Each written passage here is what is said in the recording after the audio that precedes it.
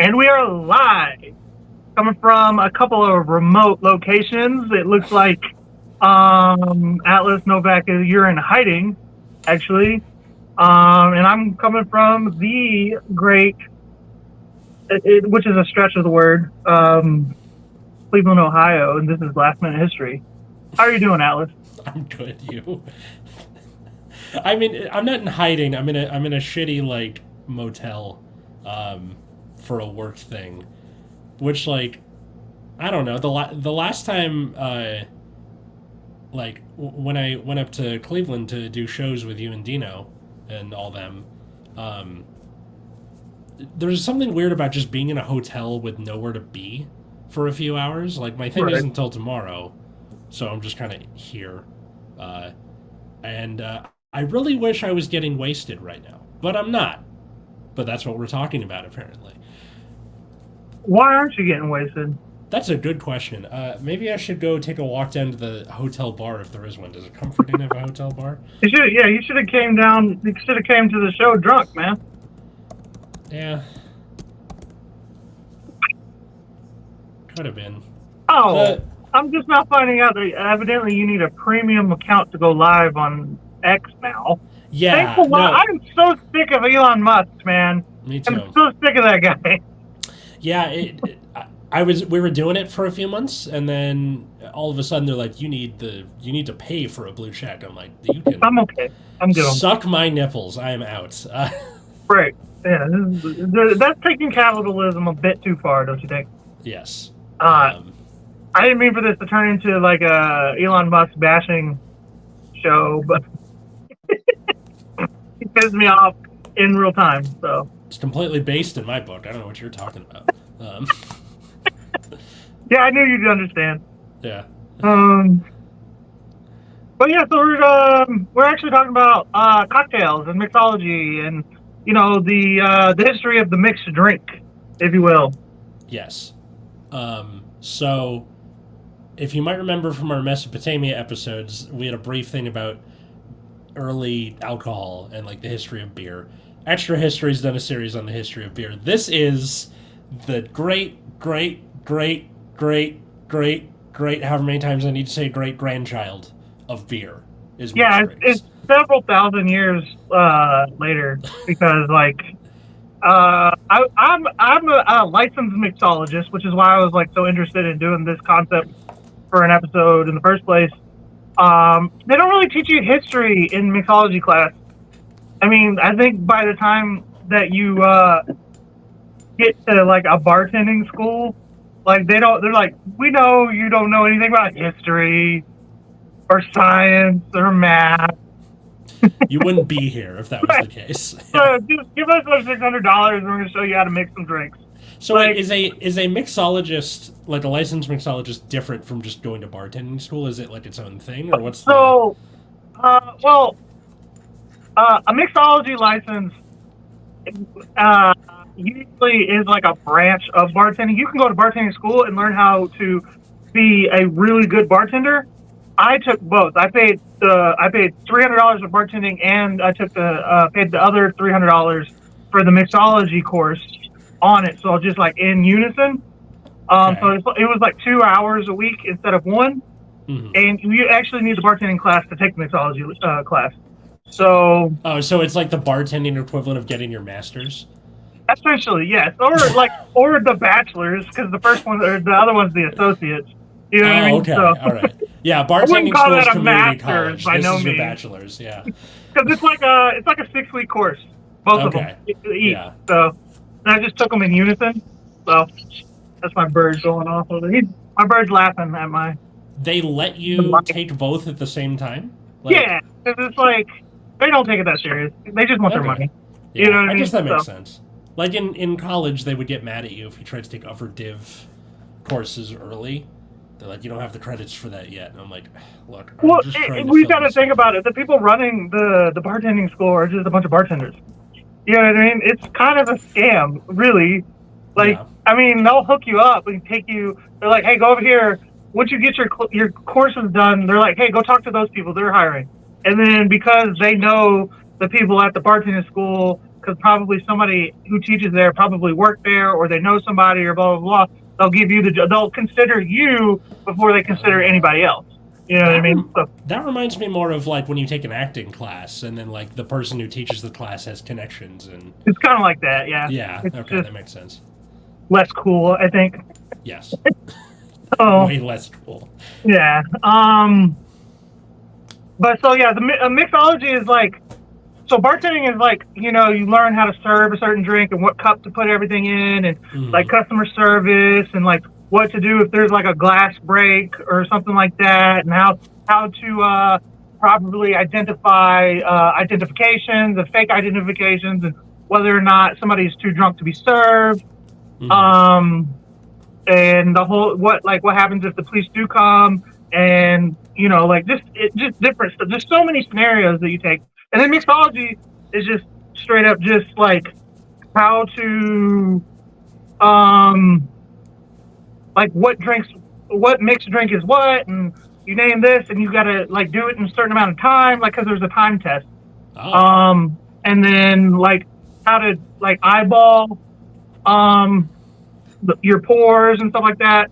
What else? There's like they teach you a couple of tricks, you know, like party tricks essentially, so that you can get more tips and stuff like that. So nice. It's a fun little bit. It's kind of like it turns into fun.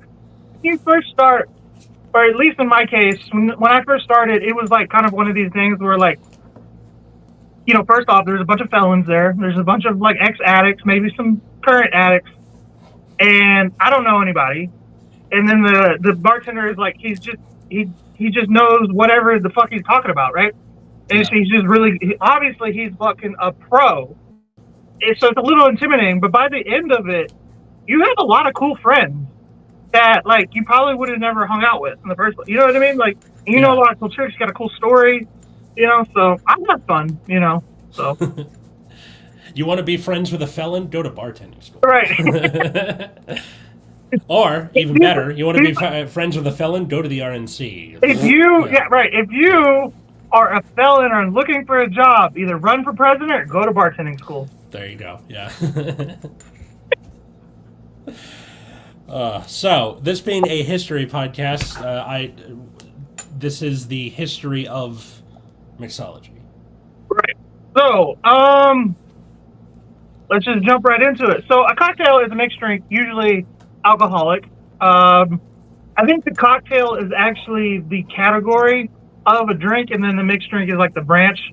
But overall, this is kind of really all I could find. It was really hard to find the history of mixed drinks specifically.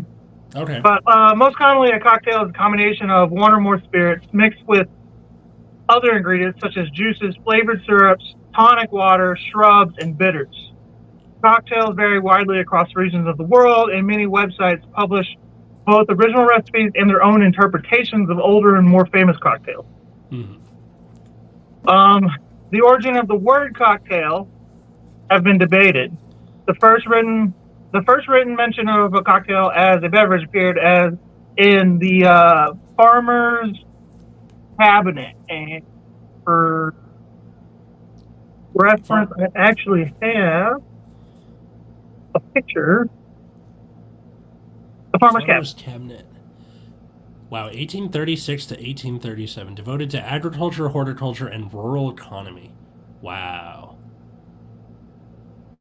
Yeah, so that's I guess it was kind of a farmer's thing. And more than likely, they're of the opinion that the first cocktail was more of like a medicinal thing. After, I mean, honestly, it's kind of like what you most like blue collar workers treat beer now, or after a long day outside getting your ass beat by the job. You know, you want to kick back to something to drink. Only difference is now you're considered a degenerate. Back then, that was considered medicinal. Right. Yeah, like you do. Right. So, most people smoke weed for that now. So that's so funny to me that's like the like instead of like, oh, I need to give me a beer, I've had a bad day, like give me a hit of that. Or eat an edible or something. Yeah, no, like my in-laws, who are very like kind of, center right, like just kind of Reagan-ish people. They Oh, so they like say no to drugs and whatnot. yeah, say no to drugs and whatnot, but they do weed because now it's legal. They're just like, yeah, it's just what you I do. think what, you can't really hate on that. I guess No, I if it's can't. illegal, it's illegal. I won't do it. Okay, fine. You're a card Yeah. carrying No, member of good for society, them. I guess. Like, Yeah. it's understandable, but it's just funny to me that like they're not against the drug in general. They're Right. against the illegality of the drug. So I'm sure there are other people like that where they're just like, I would do mushrooms if it was legal. I would take acid at the end Right. of a long day, hallucinate wildly. To me, it's just it's like I don't really care about illegality. I care about more of like the moral thing because there's things that were legal and things that weren't illegal or that were legal that really never should have been, all Yeah. over the world, always, you know what I mean? So, like, Yeah. legality has never bothered me. Yeah, exactly. Alcohol used to be illegal in the Right. U.S. Which we're going to get to that, actually. as a Okay, matter of all right, fact. cool. So, that's a big part of what we're going to go through. Prohibition, So- sweet. So, in 1862, Jerry Thomas published a bartender's guide called How to Mix Drinks, or the Bon Vivant's Companion, which included 10 cocktail recipes using bitters to differentiate from other drinks such as punches and cobblers. So this is when it became kind of like mainstream. It was like 1862, right in the middle of the Civil War. Okay. They were like, let's start mixing our fucking liquor because like there's about to be a battle outside. Well, there's that, or just like you probably don't have as much access to one kind of booze. Right. So you like that's how I'm sorry if I like steal your thunder here, but my brother-in-law won't shut the hell up. Kyle, if you're watching, I got this from you. You're welcome. But apparently the reason the hurricane came to be in New Orleans was when like after Prohibition, whiskey was really expensive, but rum was super cheap. So bars that like whiskey suppliers will be like, I'll sell you this barrel of whiskey, but you got to buy these 2 barrels of rum with it. So bars would then have to make use of the rum, and then that's where the hurricane came about. Well, yeah, because rum is made from sugar. Mm-hmm. And it takes less time to make. Where whiskey takes like a year to make the process thoroughly. So that's kind of why I'm a big whiskey guy.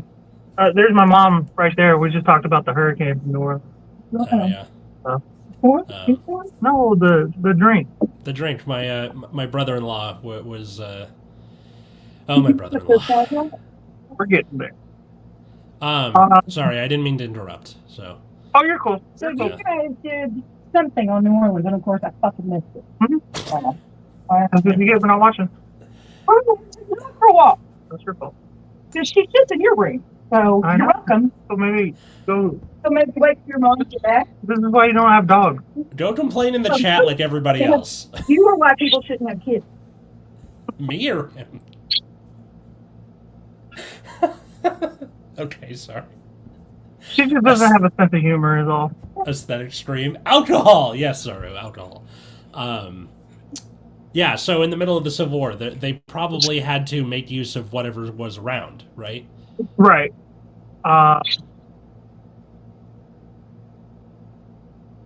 Did you ask me for a pair of headphones? Is it loud in here? I just saw this private chat. Is it loud in my room? Oh, no. That was when you were trying to figure it out. Like, you did it without me. Oh, okay. I just now saw the private chat. My bad. No, it's okay. Anyway, Mom, shut up. Where was it? Cocktails continued to evolve and gain popularity throughout the early 1900s, with the term eventually expanding to cover all mixed drinks. In 1917, the term cocktail party was coined by Julius S. Walsh Jr. of St. Louis, Missouri. With wine and beer being less available during Prohibition in the United States from 1920 to 1933, to be exact, liquor-based cocktails became more popular due to accessibility, followed by a decline in popularity during the late 1960s.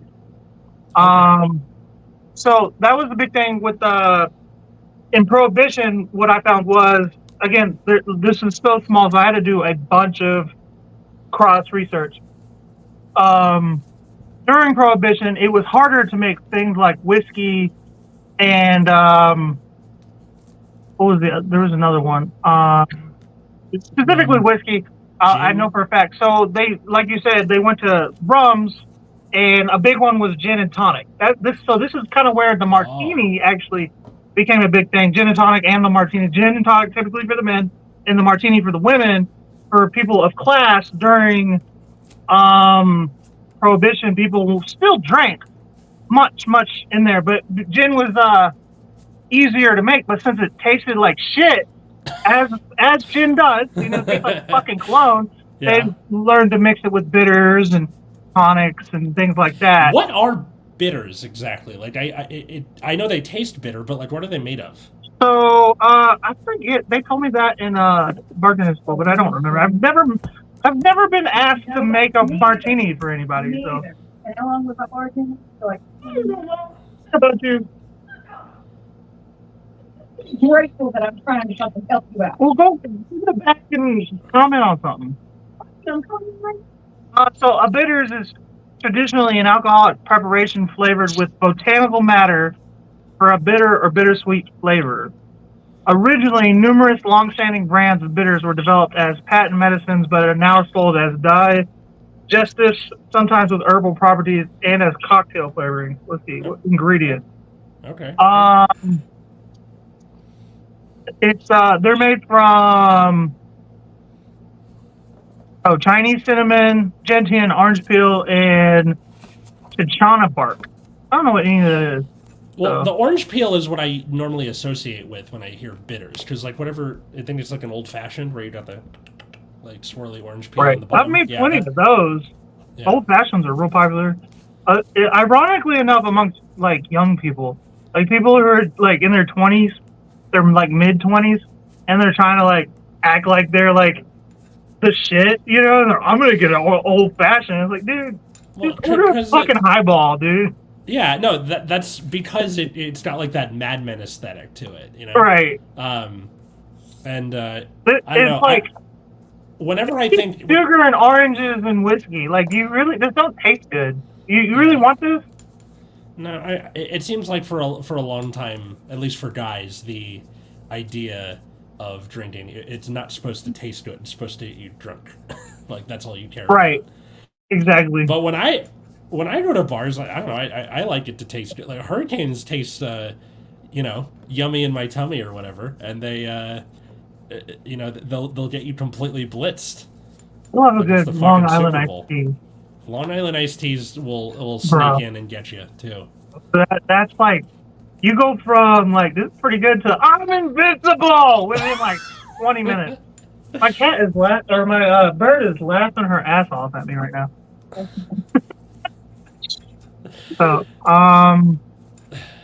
the cocktail party, real quick. I wanted to jump on that real quick. So the first cocktail party was in May 1917.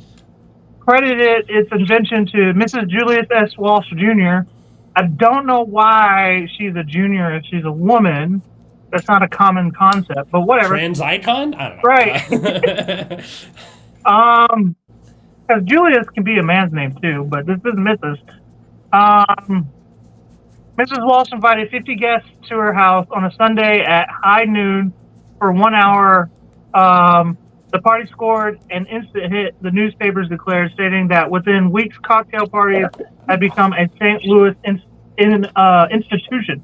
So the first cocktail party, having a party with drinks, mixed drinks, with all your friends, started in the middle of America, about 100 years ago. Congratulations, St. Louis. You're known for something other than the Arch and the Zoo. Good job. And my horrible, horrible crime. That's so messed up. Right. So, like, after Prohibition ended, though, the mixed drink kind of died off for a bit. Okay. Because once we kind of moved into the 40s, people weren't drinking as much just because it wasn't really a time for celebration as much. Well, until the war was over. The way and in the 50s, when families were kind of doing their thing, they kind of drank mostly like beers and with just like straight whiskeys. And the one thing that was real popular for women were like cosmopolitans, which is kind of where that started. That's kind of what was the only main mixed drink from the 50s through the 60s was Cosmo, which is a really good drink. It looks girly as shit, and a lot of times if you can just serve it to me in a Scotch glass, I'd be like, this is so much better this way, because I just don't want all this and then it being pink and blues and fruity and everybody's looking at me and shit. You know what I mean? It's delicious, yeah. Who cares? It's got a sugar rim, I think, if I remember correctly. So like the 80s is kind of where it kind of picked back up for a little bit, because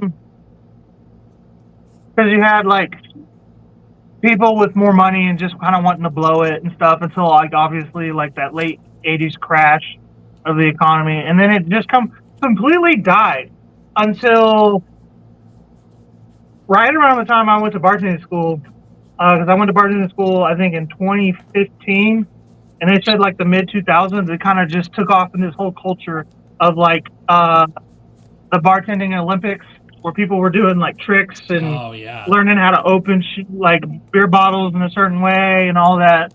I remember that, like, okay, so I did a rewatch of Scrubs recently, and they have a scene around the time that you're talking about. This is like mid to late 2000s, where they're like doing bartending tricks, as like it's like a setup for a scene, which is fine, but they had that, and then also this is around the time. Do you remember the cup stacking stuff?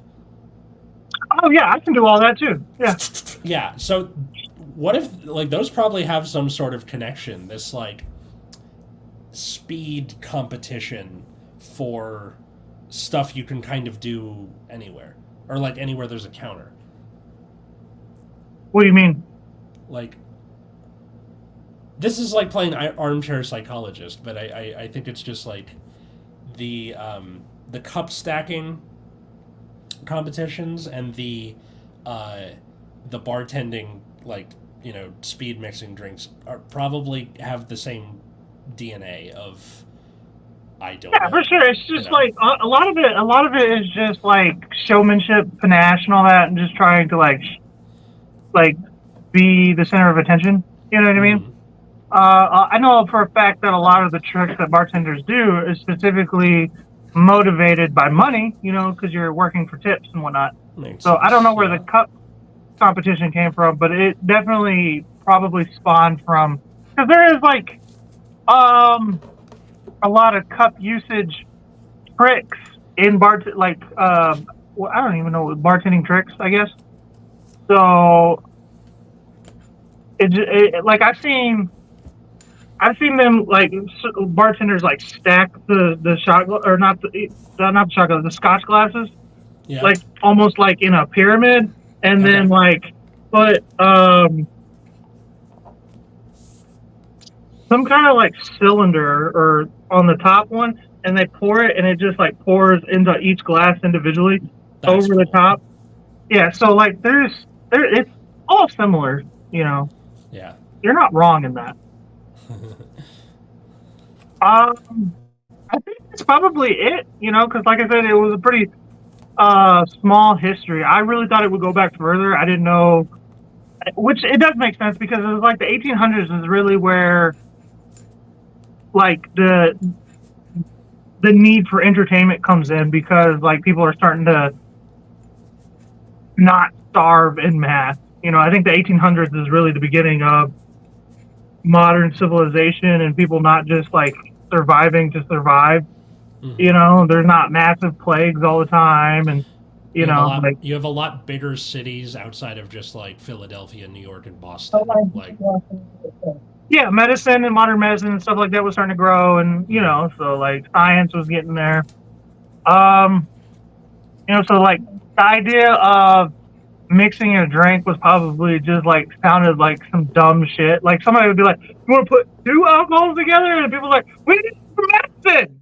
No, We just we're discovered curing gold in wounds. them thar hills. Watch the Gold Rush episode. We need multiple alcohols for this. Right.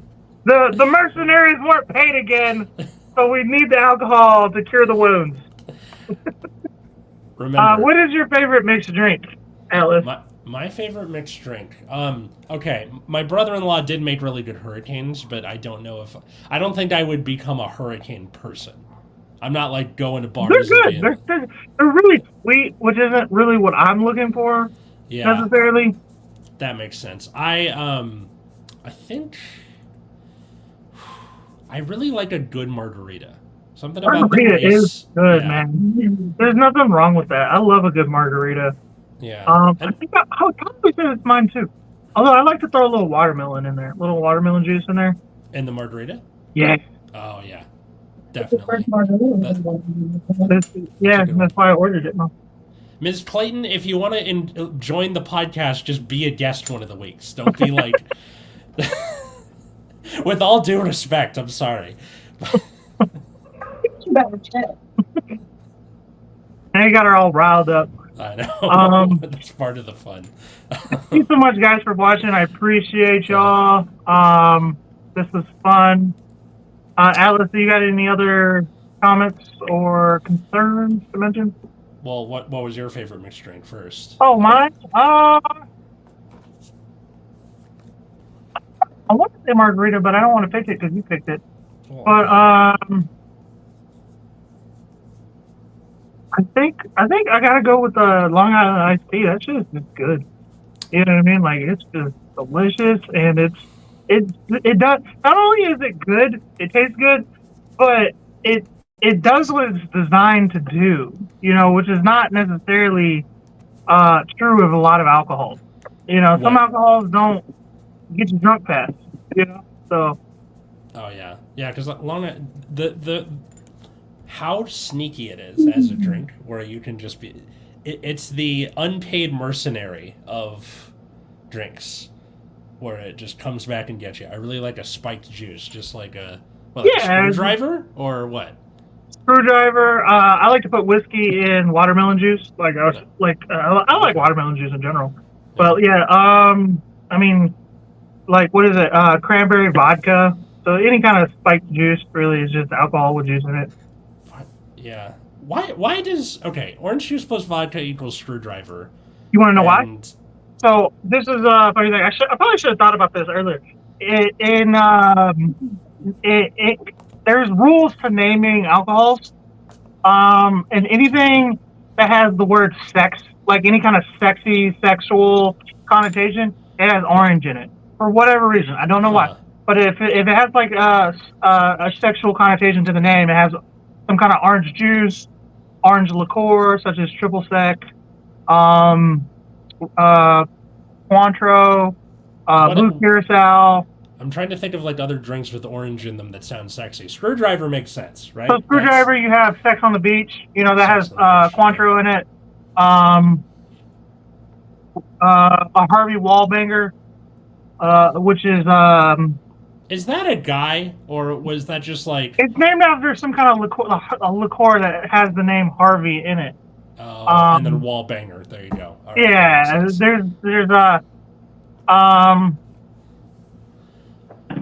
So that's why orange drinks get why orange juice gets screwdriver and cranberry juice is just vodka cranberry. Right. Like, exactly. There's no... I would like... What is the unsexiest fruit then? I feel like if you're gonna go one way with it, go the completely opposite direction. What is the most just like libido killing fruit? So I don't know why. I don't know all the rules, but I know that like if it has dog in the name, then it's grapefruit.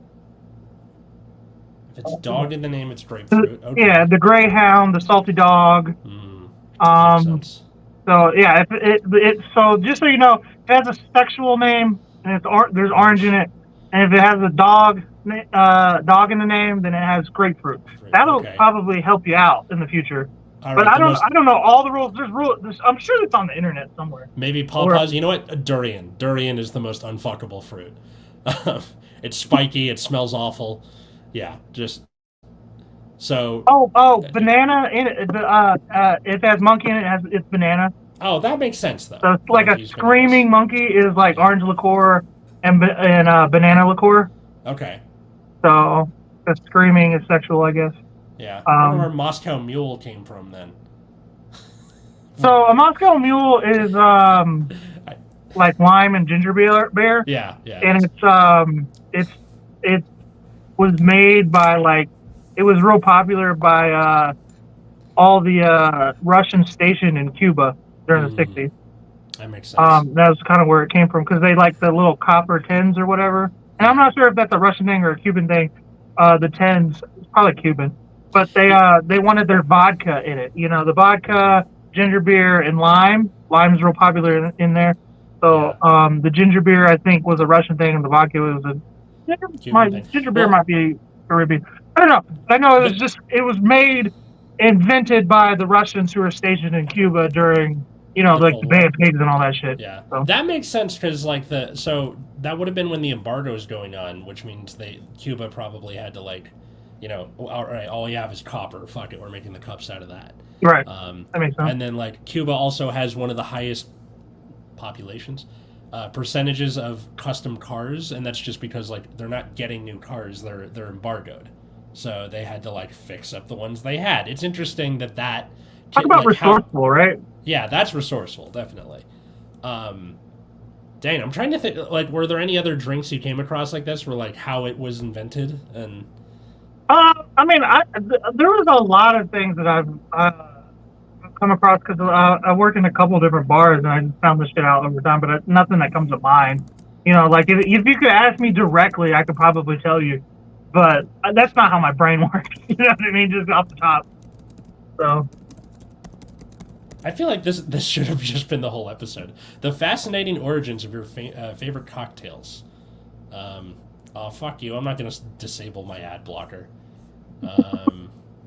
Mezcal, maybe, but I've seen the process close up. Mezcal. I don't even know what that is. Okay. Cosmopolitan. The true origin of the Cosmopolitan is widely disputed, but many recognize Tony Sashini as the inventor of the drink. As the story goes, in 1988, the then 25-year-old bartender was working at the Odeon in New York City when he decided to update a drink that was popular on the West Coast that called for vodka, roses, grenadine, and lime cordial. To make it more upscale, Sashini mixed Absolute Citron, Cointreau? Cointreau. It's orange liqueur. It's like a fancy orange liqueur. It's basically overpriced triple sec. Gotcha. Yeah, Absolute. Okay. For the record, you can't make a true cosmopolitan with triple sec. A lot of bars do, but if you don't use Cointreau, then it's not a true cosmopolitan because it's supposed to be like a classy drink. So. Yeah. And I know the gin and tonic was an East India Company thing. I didn't know that, actually.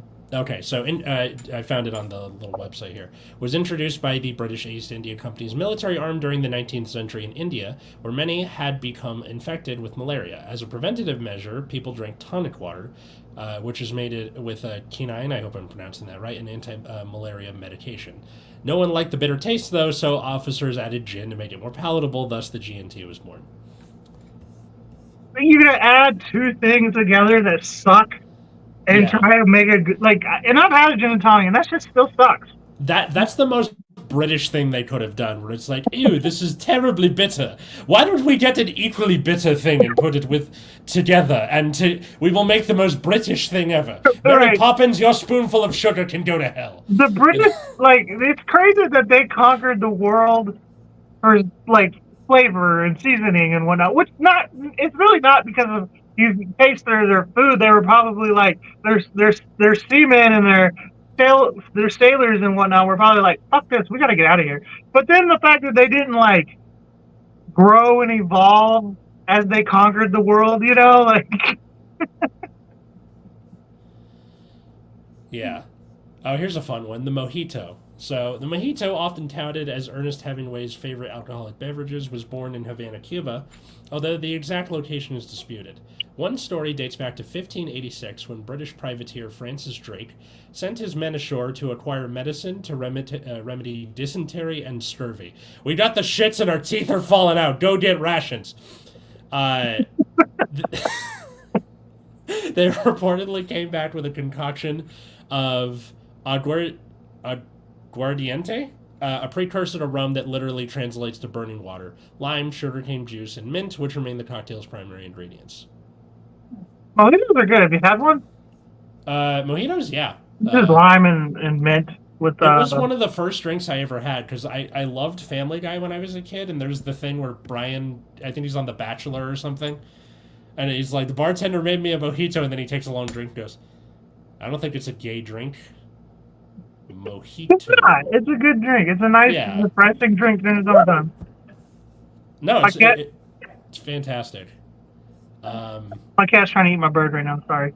I feel like we should finish with the Irish car bomb, which of course this is going to have a weird story to it. An Irish car bomb is made by dropping a shot of Irish cream like Bailey's and whiskey, usually Jameson, into a glass of stout, preferably Guinness. The drink was created by Charles Burke Cronin Oates at Wilson's Saloon in Connecticut in 1979.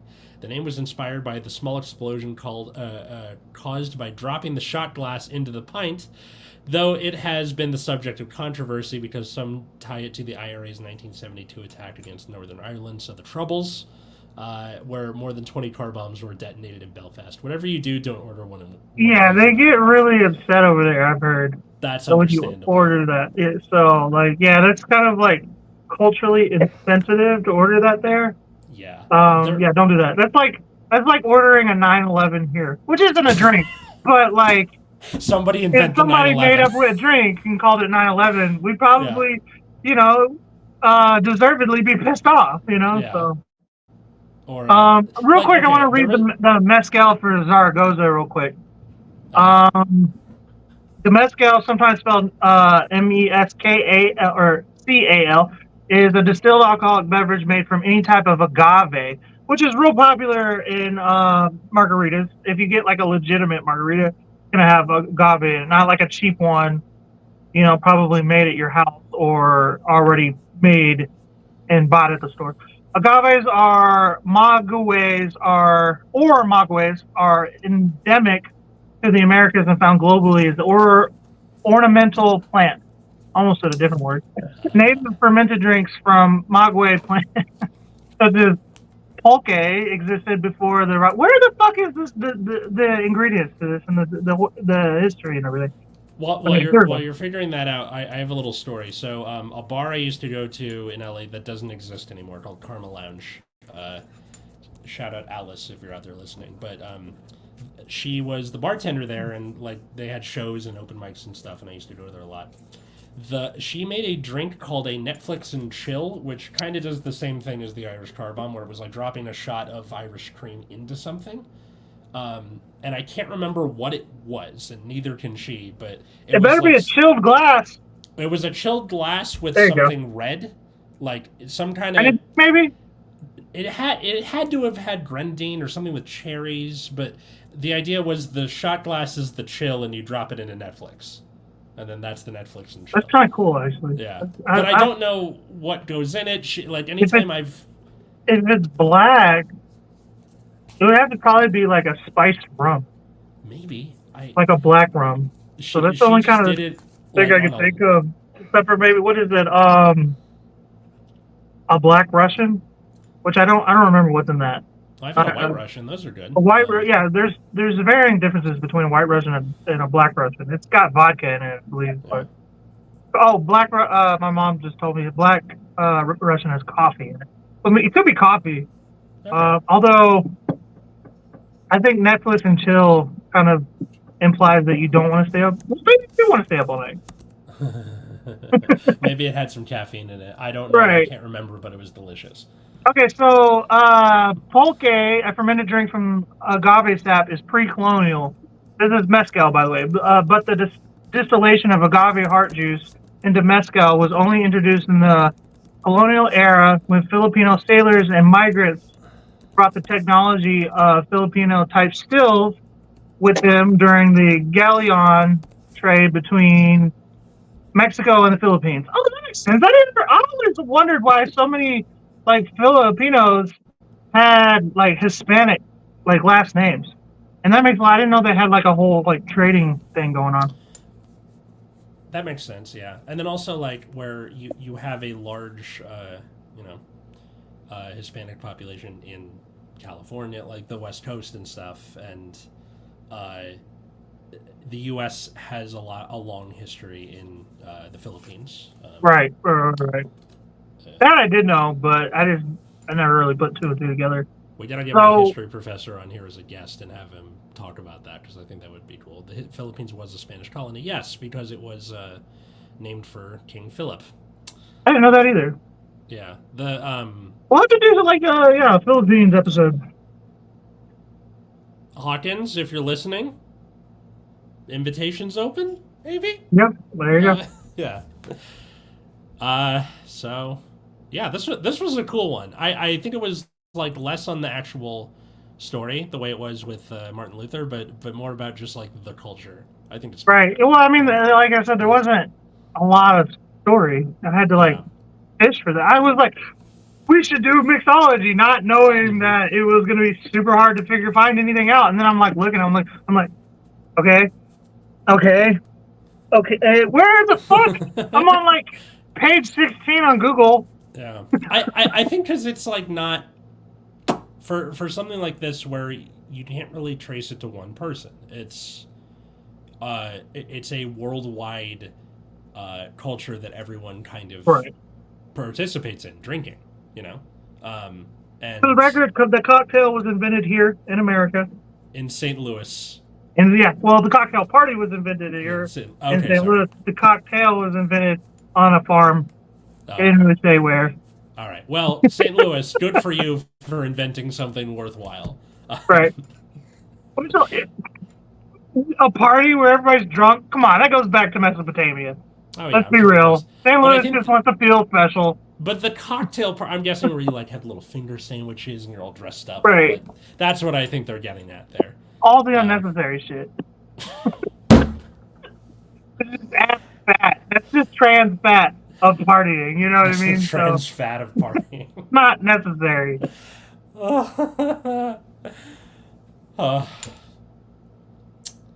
Christ. So. Well, I think that's it, man. Yeah. Plugs? Oh, yeah. So definitely catch me. Where are the banners, brands, and I guess the overlays?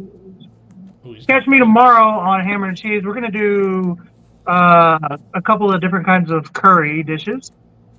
Nice. What kind of curry? Why am I saying that? I'm doing a special surprise one because I was told that I could choose my protein, and I'm going to piss everybody off. But the guest we have on, I don't remember who our guest is. Dino knows. But she's going to make shrimp curry. Nice. Yeah. Shrimp curry. And honestly, that takes me back to my roots because little do anybody know, I was actually a sous chef of a Thai food restaurant. So that's dope. Yeah, so I'm actually pretty. I don't like curry, so I don't like it. It's not good. But it's whatever. I'm a curry fan. Also, I think earlier today, we probably missed out already. Life of Giants with our boys Dino and Kyle. Dino is my co-host with Hammer and Cheese, and Kyle does a bunch of different other stuff with us. Dino is my co-host on Generation Dan too. So. Oh, I was gonna plug in just a second. That's okay. This Saturday I'm gonna do my slowly blowing up show, the greatest goddamn show in the on air with my sister, and then later that evening, every other weekend meals with my son, and then obviously back to what Atlas was just saying. I don't know, I'm fucking up names right now. Go ahead and plug it. Cool. So we got Generation Dan, new episodes every Friday. I was supposed to record back on Sunday, but Dino was having some internet trouble, so we'll probably record the Thursday afternoon. We stream the recordings, but not everyone's going to be there for them. So yeah, come check it out with Jan Karam, who's a LA-based comic, as our guest. Oh yeah. It was pretty cool. I did a show with her at the store a few weeks ago. And my other podcast, Nexus at Night, which is about the trading card game Card Fight Vanguard. One of our co-hosts, Root Beer, is in Japan right now, so it's just me and Matt, and we're hanging out, doing stuff, and yeah, follow me here at Atlas Novak in all the places. So, and you can follow me at SniffGlue22 on all platforms. Thank you guys. Peace out. Pay your mercenaries. Pay your mercenaries.